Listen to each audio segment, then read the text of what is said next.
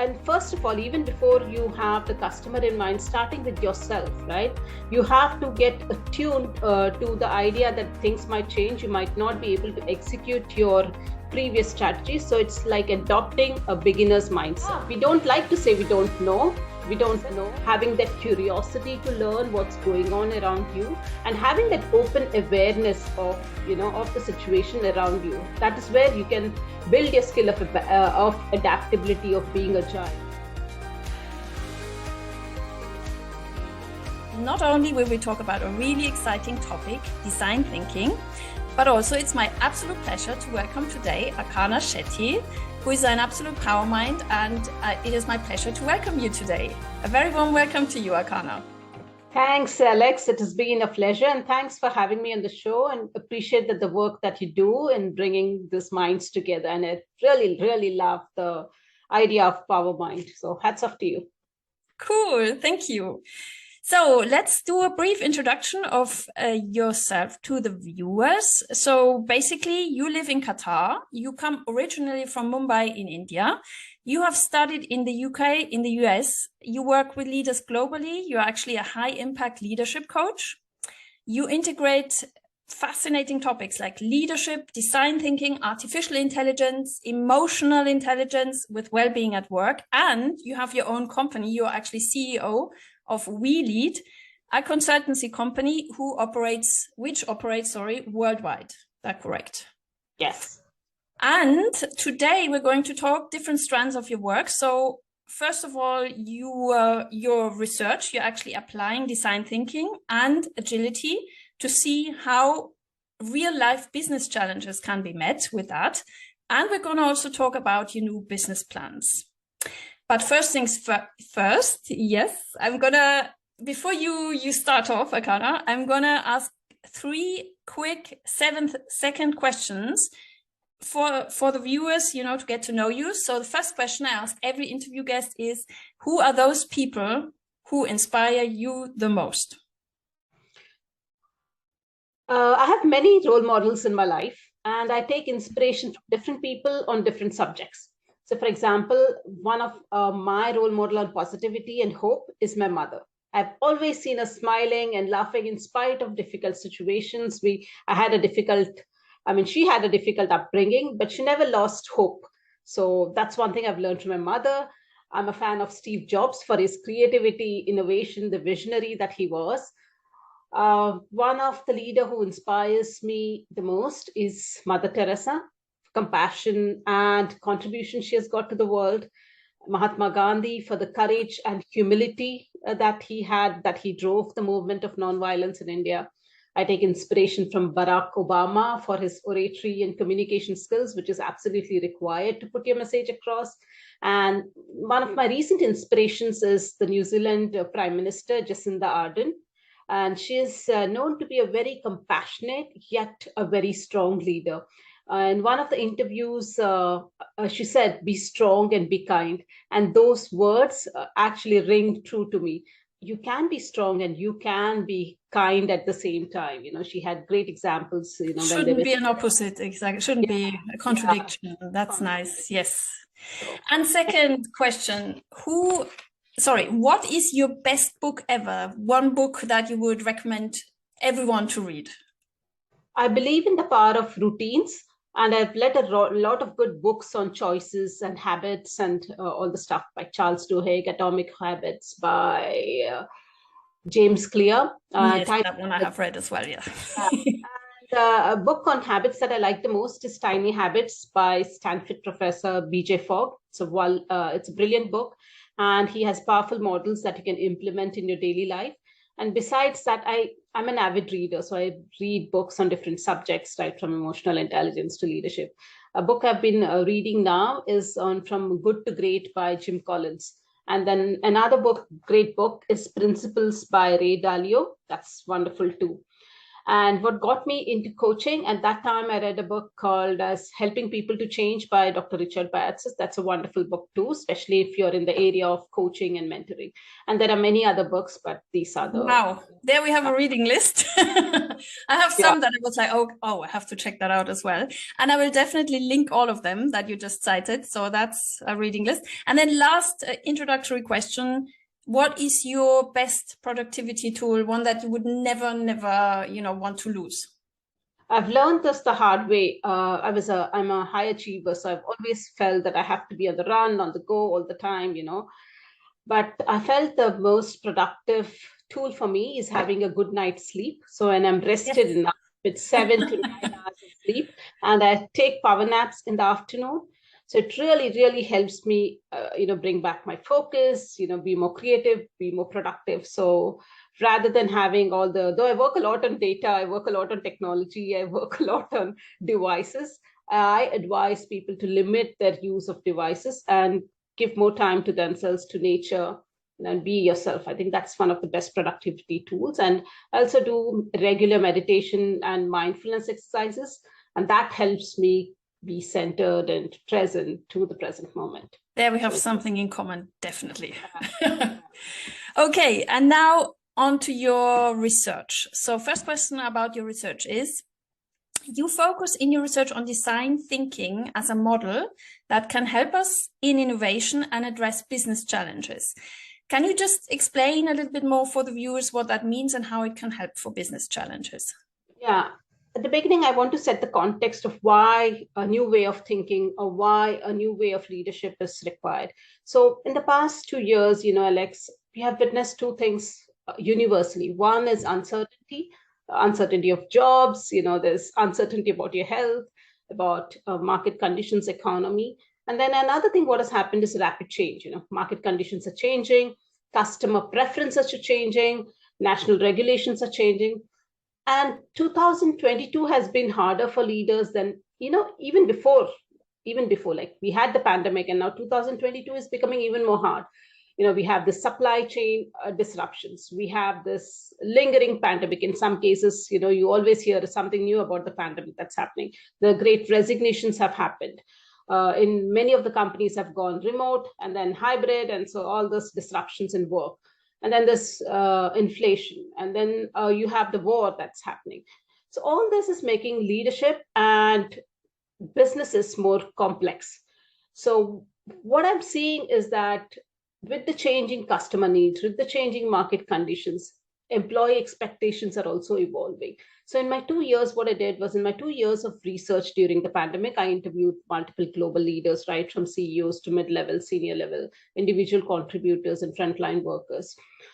I found that because of this multiple disruptions that were happening all at once, it was affecting everyone equally, like right from the business leaders, top CEOs to the frontline workers.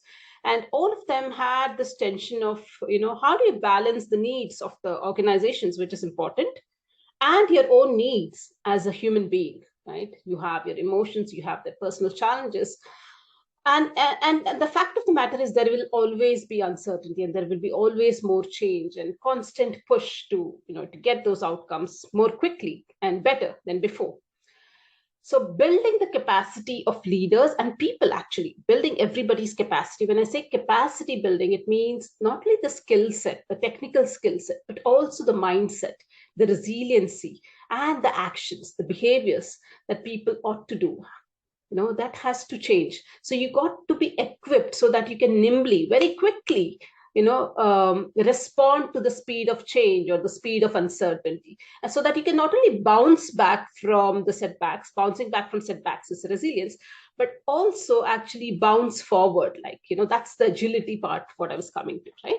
So when you're able to build that skills of agility and adaptability, you bounce forward because you now look at how can I work differently? How can I think differently? So instead of executing a predefined strategy for your work or for your business, these are the strategies that were set at the start of the year, but things have changed. So instead of having a very narrow focus on those predefined strategies, when challenges emerge, you should be able to assess the situation very quickly with that, multiple perspectives. And to redefine it, yeah. I'm just relating to one of the challenges I had in my own business context. It's so true. Yeah. Yeah. Instead of actually being very rigid about, this is the strategy, we will not look here and there, but being more adaptive and looking what's going on around you, and then reorienting your strategy and doubling down on what's working and walking away from what is not. So you have to be very, very agile, nimble, and respond to change. And I call this framework as the strategic impact framework, because it helps leaders scale with impact. So you're making an impact on the organization, you're making an impact on the world around you, because you're now understanding the customer's need, and all that you begin with the end in mind. This is the end state that I want to be in, while keeping your purpose right in the center. So when your purpose, when you are aligned with your North Star, like this is the guiding star for me, it can guide you through tough decisions and inspire you to move forward. And even if you maybe change direction slightly. And that is, I think, the skill, isn't it? Because people always have this thing of letting go of something, as you say, they have planned at the beginning of the year, and they have hard times with that. It's one of the things I tell leaders, that's very hard. To unlearn is very hard than learning. Unlearn, that's a nice word, yeah. Mm-hmm. So you have to unlearn some of the things that was working before, but at this situation, it doesn't work. So you got to unlearn and start with the beginner's mind. So I have these 3 stages. I'll just quickly, run through. One stage of that framework is called as empathize. You now empathize with the needs of your customers. So given the current context now, you try to understand what the current customer segment is. Is my company going to serve the same customer segment? And what needs do they have? What needs have evolved over the period of time in the past 2 years? So that's getting empathy, empathizing with the customer. So that's design thinking, beginning with the end in mind, thinking of your customers. Actually, rather than producing your product and services within your organization, go out, talk to your customers, look around, and get that feed from the customers. I was going to say, sorry to interrupt you, but just for those viewers who haven't been familiar with design thinking, that's actually the essence of it, isn't it? To really always look for the customer's needs and likes before you even start designing anything, right? And in design thinking, what is recommended is you actually go and speak to the customers. You observe what they do. So you actually get the taste. I mean, use all their life. You actually walk in their shoes. It's literally walking in their shoes a day. So that's the empathizing part. The second stage is strategizing. Here you crystallize your strategy. What products and services might be valuable for those customer segments, right? What are the opportunities that present in this landscape? Or what are the possible risks that have emerged because of the changing conditions surrounding me? Or what elements of the value chain, you have an entire value chain when you deliver your product and services to the customers. So what elements in the value chain might need to change? So that's the strategizing part. What is your new strategy going to look like? And your entire business model may not change, but what can you innovate, do differently? So that's the strategizing. And the third part is personalizing. So now you know the strategy. Personalizing is creating an agile course of action so that you can quickly experiment with personalizing a solution to that particular target customer. So keeping that now narrow focus. So initially you had a broad focus, you did a strategy, and now narrow focus to that specific need of the customer, and then leveraging your core strength. So it's like experimenting, you run the experiment, learn from the experiment, and you adapt to the changing needs. So this is, in short, the strategic impact. That is so useful and so valuable. What do you actually recommend if somebody's view is watching that now and thinks, oh, wow, that might be really useful for my business? What do you recommend them what to start with? Starting with the customer in mind. And first of all, even before you have the customer in mind, starting with yourself, right? You have to get attuned to the idea that things might change. You might not be able to execute your previous strategy. So it's like adopting a beginner's mindset. So that is so powerful, yeah, because that is in reality really difficult, because the more experience we have, the more it is difficult to let go of our patterns, isn't it? Yes, I let go of a patterns, of a mindset. And also, you in times of uncertainty and change, we tend to stick to our comfort zone, what has been working before in the past. Yes. Well, things have changed. Those things may not work. So, and to let go of those things we have learned since a long time, that is, I guess, the most difficult for all of us. I mean, me included, it's so difficult because we've learned that. So, and we don't like to say we don't know. We don't know. We have to learn something. Yes, also the humbleness you mentioned, exactly, that attitude, the mindset that comes with it. Exactly. Yeah. So I think start with the leader is absolutely critical even before you go to the customer. So starting with the beginner's mindset, having that curiosity to learn what's going on around you, and having that open awareness of, of the situation around you. That is where you can build your skill of adaptability, of being agile, because you're not aware. If you're not aware to what's going on in the market, what's going on in the economy, how is it impacting your businesses, how customer needs are evolving, it's hard to actually implement change. So having that systemic view, the multiple perspective, and having to balance that, okay, this is the customer need, this is my purpose, now what am I going to deliver? So I always say the change begins with you. So once you're able to bring the change within you, then you actually start looking about from your customers, strategy, and products. So it's a mindset thing, and it's that's really impactful what you just said. That's actually also, I wanted to ask you, what would be actually the opposite, what would kill innovation in that context? But actually you're just answering it, isn't it? It's like killing innovation would be if you come in this situation with a predefined mindset, and you say, okay, we have to do exactly this and that and the other to solve that situation, and the customer might not even need that. Yeah, exactly. One is working on yourself. I think the biggest barrier to change is yourself, leaders themselves. The second thing is for innovation and things to work differently, you need to create an environment of psychological safety. This is a concept that was first brought forward by Harvard professor Amy Edmondson. So I will link that in as well, because that's really important. Yeah. Psychological safety is a shared belief that allows the team to take risks. So you're creating an environment that is safe for people to take risks, to ask questions, bring forward their ideas, bring forward their challenges, and even challenge the status quo, right? And the second element of having that safe environment is also to create an environment where people feel that they belong to this organization. Their opinions are valued, their inputs are considered, have a sense of belonging. So that's when you have the best input from the team. Because remember, in times of uncertainty and change, leaders might not have all the answers. They will have to seek input. So a bottom-up participation from everyone, from diverse teams. So diversity is not only in terms of race or gender, but also in diverse thinking, right? You might have thinking styles, exactly, yes.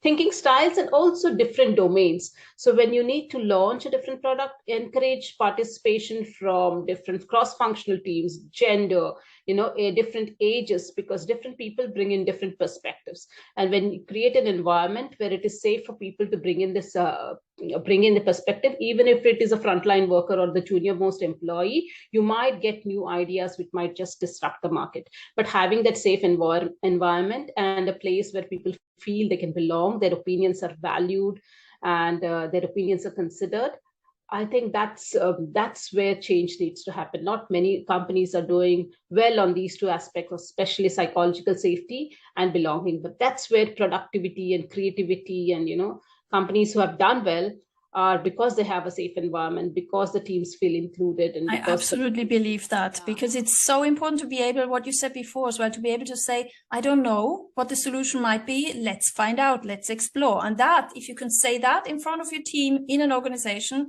then you have psychological safety. If you fear that, if you might say that, oh my God, what will my superior think? It will just not work, because then you will just go into the preconceived wisdom again. Yeah, as a leader, the job of the leader is to clarify the purpose. This is our North Star. This is a mission. This is what we truly believe. These are our organization values. And these are the guardrails. Like it's like you put those North Star, you put your purpose right, left, and center, and have those guardrails, have those accountability systems in place, and have those alignment, between the goals of the organization and the employee goals, and then give them the freedom to do the creative work and you step back. So that's where I think that's a delicate balance between having those purpose, the guardrails, and giving them the freedom to maneuver and work on how to get there. But what you've just described, sorry yeah. to interrupt, but what you just described, that is for me the future of leadership. If you can manage to create such a context in which that is possible with such a behavior, I think that is definitely the future of leadership. And as you say, it's only rare it's very rare nowadays. Sorry that I'm negative, but what I've seen so far in my business context, you find spots where this happens, but you will find also a majority of environments where this doesn't happen yet. Yeah, and I mean, this is what I call as high impact leadership. So high impact leadership is those leaders who are well self-aware. They may take this data-driven decisions.